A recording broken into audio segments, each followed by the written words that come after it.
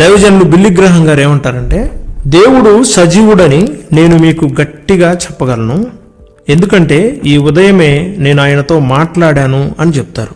ఆయనతో మాట్లాడటానికి మనం ఎప్పుడైతే సిద్ధ మనసు కలిగి ఉంటామో ఆయన మనతో కూడా మాట్లాడతాడు.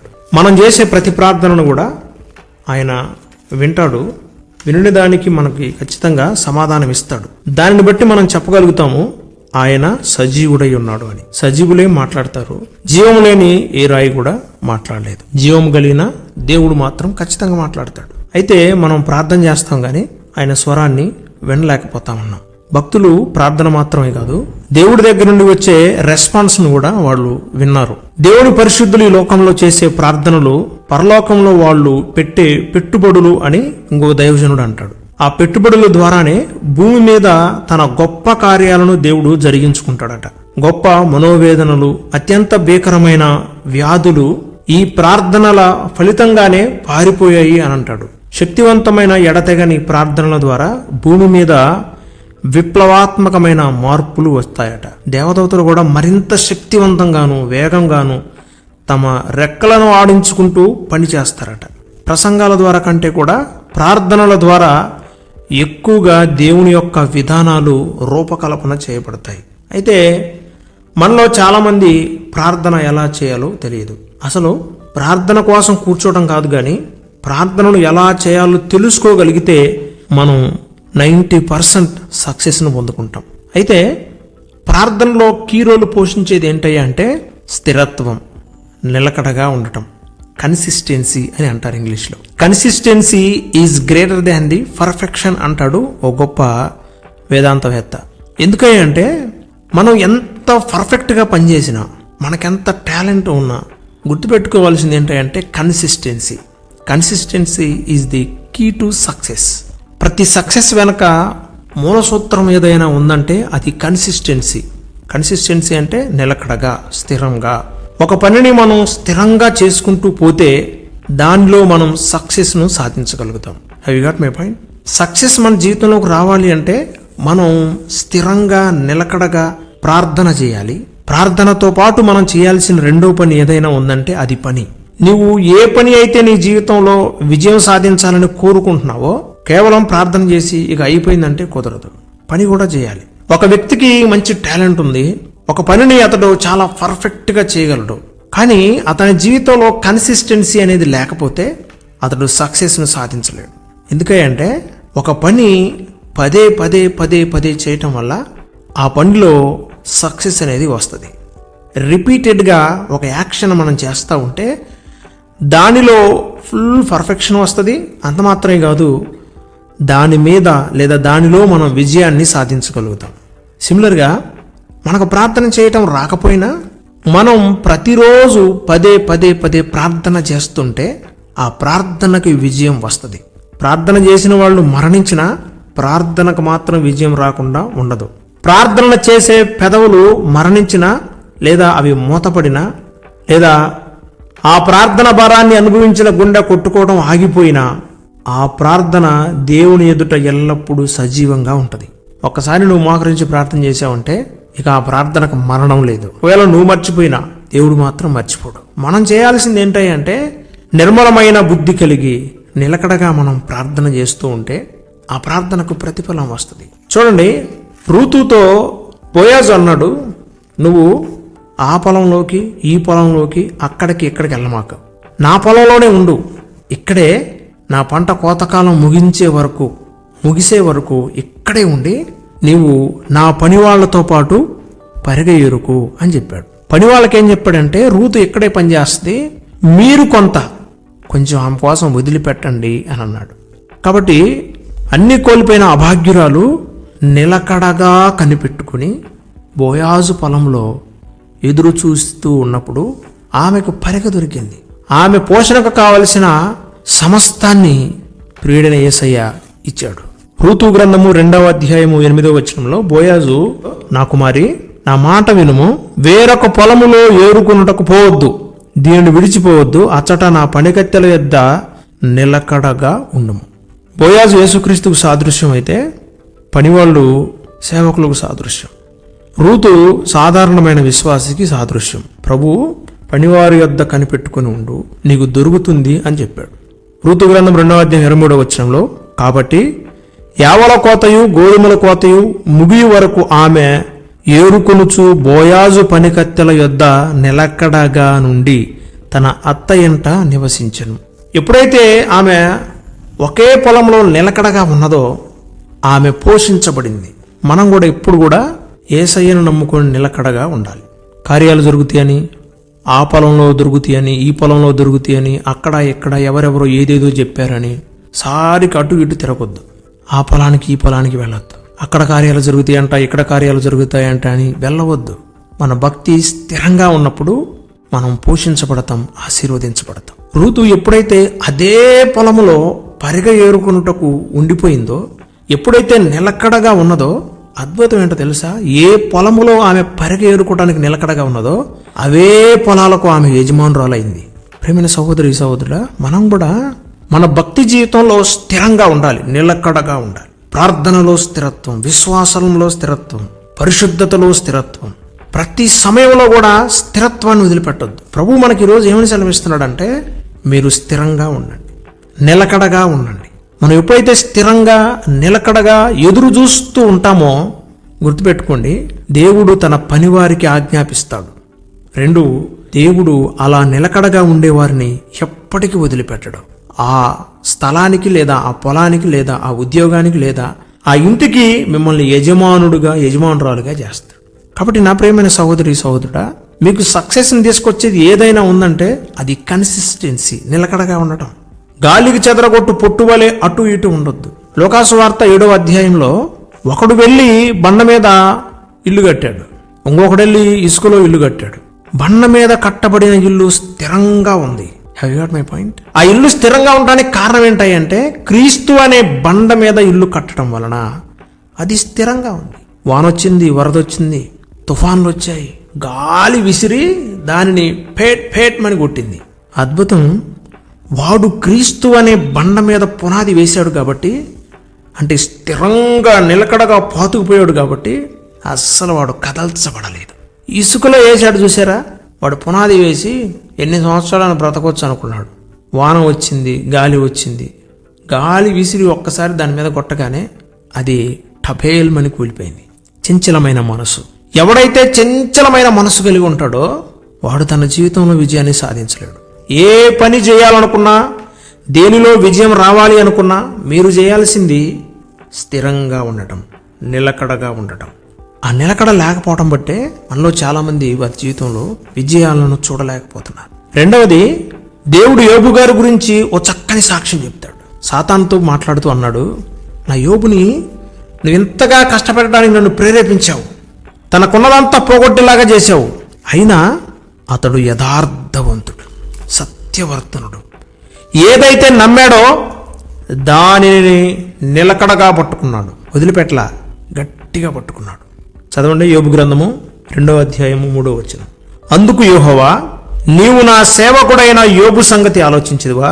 అతడు యథార్థవర్తనుడును న్యాయవంతుడునై దేవుని యందు భయభక్తులు కలిగి చెడుతనమును విసర్జించిన వాడు, భూమి మీద అతని వెంట వాడు ఎవడును లేడు. నిష్కారణముగా అతనిని పాడు చేయుటకు నీవు నన్ను ప్రేరేపించినను అతడు ఇంకను తన యథార్థతను వదలక, అక్కడ అండర్లైన్ చేసుకోండి, నిలకడగా ఉన్నాడు. మన జీవితంలో మనకి కష్టాలు శ్రమలు వచ్చినప్పటికీ మనం గుర్తుపెట్టుకోవాలి, కన్సిస్టెన్సీ మెయింటైన్ చేయాలి. అలా కాకుండా దేవుడు నన్ను వదిలేశాడు, అసలు దేవుడే ఉంటే నాకెందుకు ఇన్ని శ్రమలు, ఎందుకు ఇన్ని కష్టాలు, ఎందుకు నా శాలరీ పెరగటం లేదు, ఎందుకు నాకు ప్రమోషన్ రావటం లేదు, ఎందుకు నేను హాస్పిటల్ చుట్టూ తిరుగుతున్నాను, ఎందుకు నేను ఇంతగా ప్రయత్నాలు చేస్తున్నా, నా ప్రయత్నాలు సక్సెస్ అవటం లేదు. ఇలా మనలో చాలా మంది ప్రశ్నలు వేసుకొని స్థిరత్వాన్ని కోల్పోతారు, కన్సిస్టెన్సీ మెయింటైన్ చేయరు, దేవుళ్ళు వదిలిపెట్టి వెళ్ళిపోతారు. యోబు గారికి వచ్చిన కష్టాలతో పోల్చుకుంటే మనకు వచ్చేవి అసలు కష్టాలే కాదు, ఒక్కరోజే అన్నీ పోయినాయి. ఎక్కడో చేరుకున్నాడు తెలుసా? బూడిదలోకి చేరుకున్నాడు. ఏం చేస్తున్నాడు తెలుసా? చిల్ల పెంకుతో గీక్కుంటున్నాడు. బాబు, ఇంత దుర్భరమైన పరిస్థితుల్లోనూ ఉన్నావు కదా, అందరూ పోగొట్టుకున్నావు, చివరికి భార్య కూడా చి అని అన్నది కదా, ఎందుకు నువ్వు చంచల మనసు కలిగి లేవు? ఎందుకు ఇంకా స్థిరంగా ప్రభు ప్రభు ప్రభు ప్రభు అంటావు? అదేదో దూషించి మరణించరాదు అని భార్య అన్నది. అయినా అతడు తన స్థిరత్వం, నిలకడ, దేవుని మీద తనకున్న విశ్వాసమును వదిలిపెట్టల. రెండోది మన జీవితంలో ఉండాల్సింది ఏంటంటే విశ్వాసములో స్థిరముగా ఏరుపారినట్లుగా ఉండాలి. ఒక చెట్టు విత్తబడిన తర్వాత మొదటిగా ఏరులు లోపల పాతుకుపోయి అవి వ్యాపిస్తాయట, తర్వాత మొక్క వస్తుంది. మనం కూడా మొదటిగా ఈ ఆత్మీయ జీవితంలో ఎదిగేటప్పుడు విశ్వాసంలో పాతుకుపోవాలి. విశ్వాసాన్ని వదిలిపెట్టొద్దు, నిలకడగా ఉండాలి, ప్రార్థనలో స్థిరంగా ఉండాలి, విశ్వాసములో కూడా స్థిరంగా ఉండాలి. యోబు గారికి ఎంత విశ్వాసం చూడండి. సాక్షాత్తు దేవదేవుడే అంటున్నాడు, ఎంత చక్కటి మాట. అతడు ఇంకనూ తన యథార్థతను వదలక నిలకడగా ఉన్నాడు. యోబు గారికి 200 ఆశీర్వాదం రావడానికి కారణం ఏంటో తెలుసా? తన భక్తి జీవితంలో యథార్థతను వదలక, తన విశ్వాస జీవితంలో యథార్థతను వదలక నిలకడగా, కన్సిస్టెన్సీగా తన భక్తిని చేసుకుంటూ వెళ్ళిపోయాడు. తాను అన్ని కలిగి ఉన్నప్పుడు ఏ విధమైన భక్తిని చేశాడో, తన విశ్వాస జీవితం పరీక్షించబడుతున్నప్పుడు తనకు తెలియకపోయినా, నేను పరీక్షించబడుతున్నానని ఆయన ఎరుగకపోయినా, అతడు మాత్రం భక్తి జీవితంలో నిలకడగా ఉన్నాడు. అద్భుతం ఏంటంటే చివరికి దేవుడు ఏమన్నాడు తెలుసా? అతడు ఇంకనూ యథార్థత కలిగి స్థిరముగా ఉన్నాడు, నిలకడగా ఉన్నాడు. ఇది చూస్తాడు దేవుడు. 200 ఆశీర్వాదం కావాలి అని మనం అనుకుంటాం. సక్సెస్ రావాలి అంటాం. కొడితే కుంభస్థలం బద్దలైపోవాలి, అటువంటి సక్సెస్ రావాలనుకుంటాం. యోబు గారికి వచ్చింది అలాంటి సక్సెసే. ఎందుకు వచ్చింది అంటే నిలకడ, consistency greater than the perfection.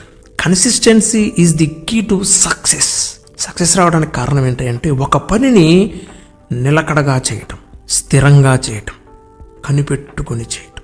అలా చేశాడు కాబట్టే యోబు తిరిగి 2 పొందుకున్నాడు. మూడవది దానియేలు గ్రంథము 12వ అధ్యాయం 13వ వచనం. దానియేలుతో దేవుని దూత మాట్లాడుతూ అన్న మాట ఏంటంటే, నీవు అంత్యము వరకు, చివరి వరకు నిలకడగా ఉండిన ఎడల విశ్రాంతి నుండి కాలాంతమందు నీ వంతులో నిలిచెదవు. మన భక్తి జీవితం, విశ్వాస జీవితం, ప్రార్థనా జీవితం, పరిశుద్ధమైన జీవితం అంతము వరకు కూడా నిలకడగా ఉండాలి. దానియేలుతో మాట్లాడుతున్నప్పుడు అన్నమాట నిలకడగా ఉండు. అంతము వరకు ఎవరైతే నిలకడగా ఉంటారో వారు విశ్రాంతి నొందుతారు. విశ్రాంతి అంటే నెమ్మది నొందుతారు. క్రైస్తవుడు బ్రతికి ఉన్నా నెమ్మదియే, చనిపోయినా వాడికి నెమ్మదే. లోకంలో ఉన్న వాళ్ళు బ్రతికి ఉన్నప్పుడు టెన్షనే, చనిపోయినప్పుడు కూడా టెన్షనే. ఈ మధ్యకాలంలో నేను ఎరిగిన ఒక వ్యక్తి చాలా డిప్రెషన్, నిద్ర ఉండటం లేదు, రాత్రి అంతా మేలుకొని ఉంటా ఉన్నారు. ఎందుకు నిద్ర రావటం లేదంటే టెన్షన్. తాను సంపాదించిన ఆస్తి ఏమైపోయిద్దో, ఈ ఉద్యోగం పోతే ఏమైపోయిద్దో అని కొందరు, ఈ వ్యాపారం ఇక్కడ నుంచి తీసేస్తే ఏమైపోయిద్దో అని మరికొందరు. ఇంకొందరికైతే ఉండే భయం ఏంటంటే అసలు నా జీవితం ఏమైపోయిద్ది, నా భవిష్యత్తు ఏంటో అని ఇలా చంచలంగా ఆలోచిస్తూ ఉంటారు. ఇంకొందరైతే అసలు నేను చనిపోయినాక ఏమైపోతాను అని మరణ భయం పట్టుకొని ఉంటారు. అయితే దానియేలుకు ఆజ్ఞాపించబడిన మాట ఏంటంటే నువ్వు అంత్యము వరకు నిలకడగా ఉండిన ఎడల. దేంట్లో నిలకడగా ఉండాలి? దానియేలుకు ఉంది ఏంటంటే ప్రార్థన, 2 విశ్వాసం, 3 కనిపెట్టుకోవటం. ఇలా అంత్యము వరకు అతడు నిలకడగా ఉన్నప్పుడు అతడు విశ్రాంతి నుండి కాలాంతమందు అతడు వంతులు నిలిచాడు. మనం కూడా విశ్రాంతి నొందుతాం. పరలోకంలోకి చేరుకున్నప్పుడు మాత్రమే కాదు, భూలోకంలోనే నిలకడగా ఉంటే విశ్రాంతి నొందుతాము. విశ్రాంతి అంటే నెమ్మది, సమాధానం, ఏ భయము లేకుండా నెమ్మది నొందుతాం, నిర్భయముగా బ్రతకగలుగుతాము. ఆ పేదవాడైన లాజరు చనిపోయిన తర్వాత ఎక్కడికి వెళ్ళాడు తెలుసా? అబ్రహాము రొమ్మున ఆనుకుంటకు నెమ్మది పొందు స్థలంలోకి చేరుకున్నాడు. క్రైస్తవుడు అటువంటి నెమ్మదిని పొందుకోవాలంటే అంతము వరకు కూడా నెమ్మది పొందుకుంటూ విశ్రాంతిలోకి ప్రవేశించాలి అంటే మనం భక్తిలో నిలకడగా, ప్రార్థనలో నిలకడగా, విశ్వాసంలో నిలకడగా, పరిశుద్ధతలో నిలకడగా, ప్రభువుని సేవించుటలో నిలకడగా. మొదటగా ఏం చెప్పుకున్నాం? Consistency is the key to success.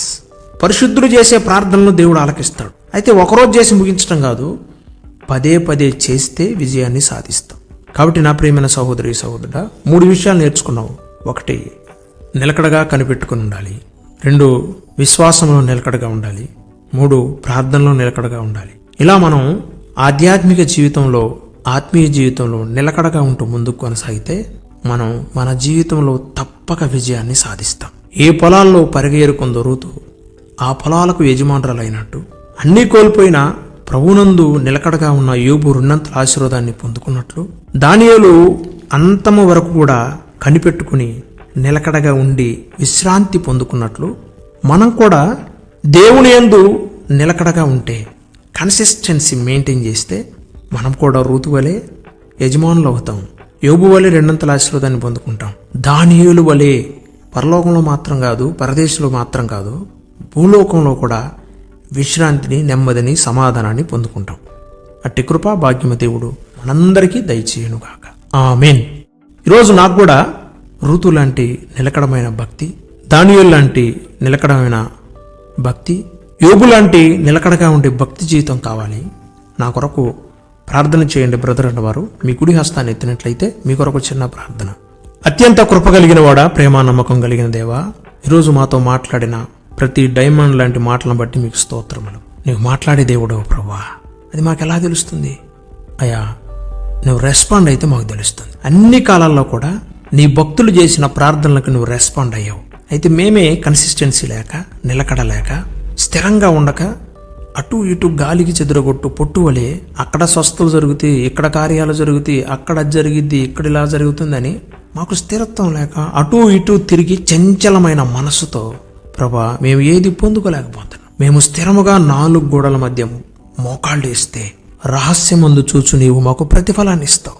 దయచేసి మా బిడ్డలకి అటువంటి స్థిరమైన ప్రార్థనా జీవితం, స్థిరమైన విశ్వాస జీవితం, స్థిరమైన భక్తి జీవితం మా బిడ్డలకు నేర్పించండి. మా ప్రభువా, మా దేవ, భక్తుడైన బిల్లీ గ్రహం గారు ఆయన ప్రార్థన చేసినప్పుడు నీవు ఆయనతో మాట్లాడావని, నీవు సజీవుడు అని ఆయన ఎరిగాడు.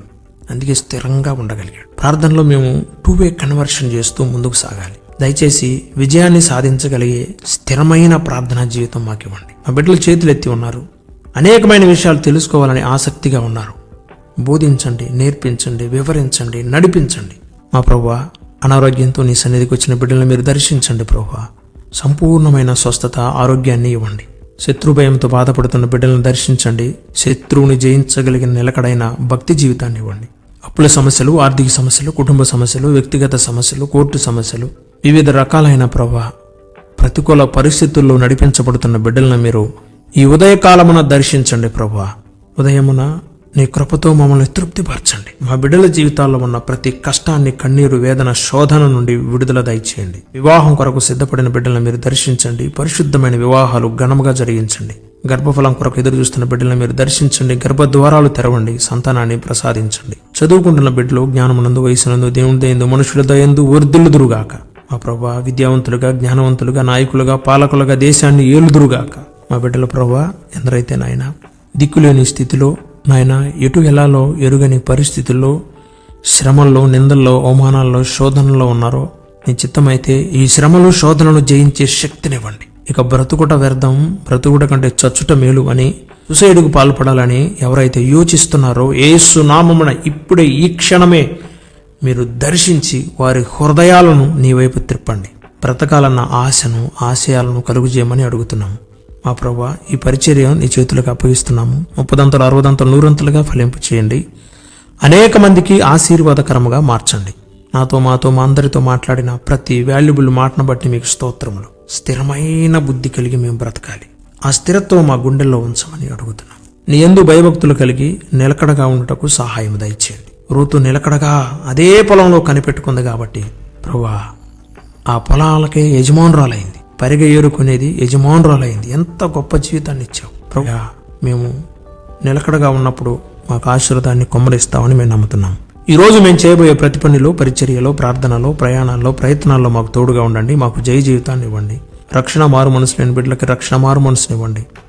రక్షణలో ఉన్న బిడ్డలందరూ ఫలించాలి, వృద్ధి చెందాలి. కెరూబుల వలె నిత్యము మేము నిన్ను స్తుతించి, ఆరాధించి, గణపరిచే బిడ్డలుగా ఉన్నట్లుగా మమ్మల్ని అందరినీ దీవించి ఆశీర్వదించండి. మమ్మల్ని మేము మీకు సమర్పించుకుంటూ యేసుక్రీస్తు శక్తి కలిగిన నామంలో మా మనవులన్నీ విన్నందుకు, మాకు ప్రతిఫలాన్ని ఇస్తున్నందుకు సమస్త మహిమ, ఘనత, ప్రభావములు మీకే చెల్లిస్తూ, నిండు మనసుతో కృతజ్ఞతాస్తుతులు చెల్లిస్తూ యేసు నామంలో అడిగి వేడుకొని పొంది ఉన్నాము తండ్రి. ఆమేన్. మన తండ్రి అయిన దేవుని ప్రేమ, ఆయన కుమారుడైన ప్రభు అయిన యేసుక్రీస్తు వారి దివ్య కృప, పరిశుద్ధాత్మని అన్యోన్య సహవాసము కూడివచ్చిన మీకును, మీ కుటుంబాలకును ఈ ప్రార్థనలో ఏకీభవించిన మనందరికీ సకల పరిశుద్ధులకు సార్వత్రిక సంగమునకును సదాకాలము తోడయుండి నడిపించును గాక. ఆమేన్.